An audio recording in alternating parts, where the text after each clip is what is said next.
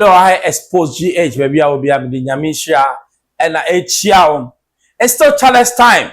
The name as usual is Ben Bruce. Charles time, we are starting giddy. But 2028 is just around the corner. Yen rather not come bediako. Or say I dare not buy any seven to me no pay. Also, the corner politician. He is a businessman. At the same time, he's a motivator. At the same time, he's a leader for the youth. Now, when they're far away, Pru East, sort of man Prusi, I want to work of young boys into farming. Orange farming and yeah easy. Now you can pictures about Mekasa. And every ever chamo, a quaffo. When him say, do not him say, a Juma Moya honey. And so can I be a day, Diana, so you brave if you got a money. Tina Miakasa, because I'm so minimum shots here. I have found a cracker. Nanyamuya and it's a muso, Mahmoud Gadas can be the Bobo and the Jasa. Ah, muso. Mubiti ya bwa mesemi so ame to tournament na mama ya fa me nyam kwa mu ja ne mama ye ye ti me pese me da mas mo mo sema o the first group to do that ne mo me pese we ye na ekwachi kokwachi na mu ye mo na ade esi ye ni so se e biti na ye mfidi duma ai mfidi duma no so ba sankai se fibia anya se wotia 7 days na say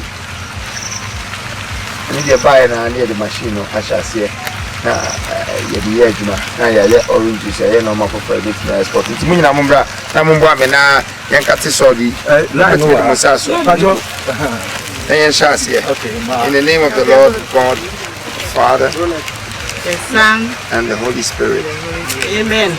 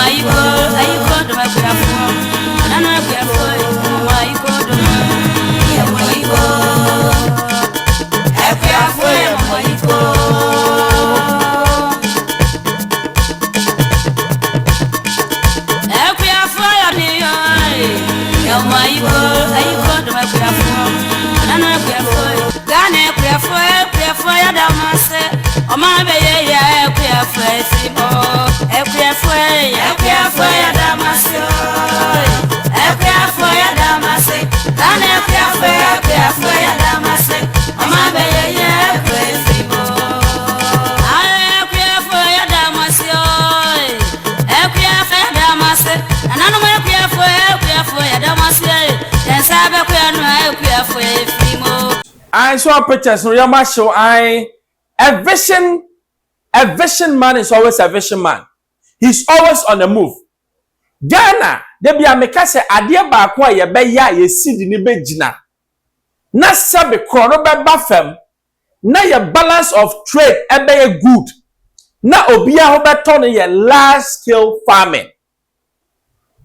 Ni ayen kwafo ya farmers ye de 1 acre quarter plot there and we pen peasant farming because enu kwala na ye wa abrochire. The time has come. I say naturally no ye agriculture modern.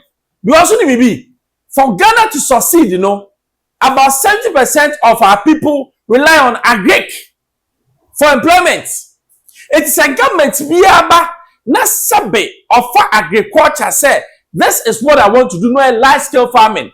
Large scale farming, I'm talking about 100 acres na boom ofia from Maha to Kasua and you'll be a fool. That is what I'm talking about. Nano na yewra nana kwambedi akuma catch say that man was born to lead Ghana. He was born and bred to lead Ghana. And he's showing us how to make it. Oko Israel, omu abuo, but they grow. Omu to me exporting products. No? Ghana nyamyama ebibia, we don't even have enough to eat. Asa bi jemi enti no ye cran tomatoes every Burkina Faso. Burkina Faso started say omu convert omu tomatoes no and Ghana watch no. We are waste country.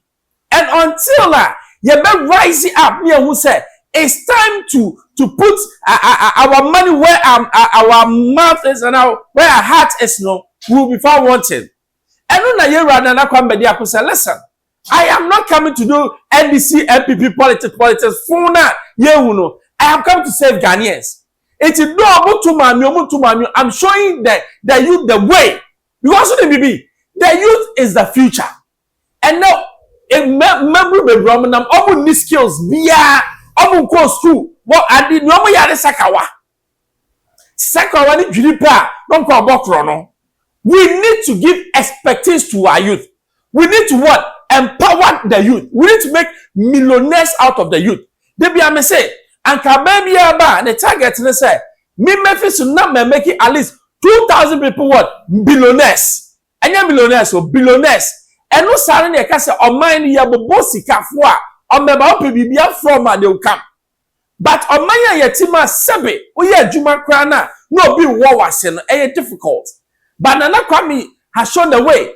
Okwa asasi yatam or the yakutuo. Conform will be that or change the way. You see, leadership is not by deed or word, it's by example. And this MPP leadership is by mouth talk, yachiobi, but the real action they can't do it.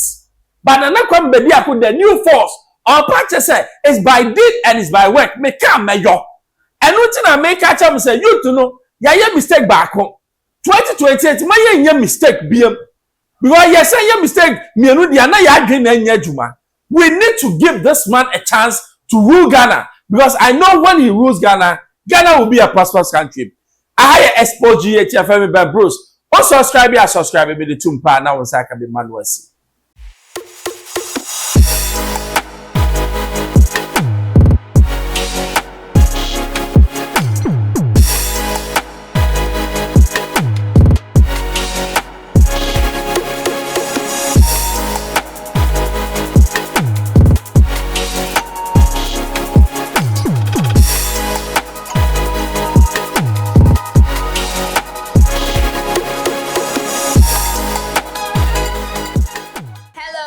Keep watching Xposed GH, the best channel on all of YouTube. Yes.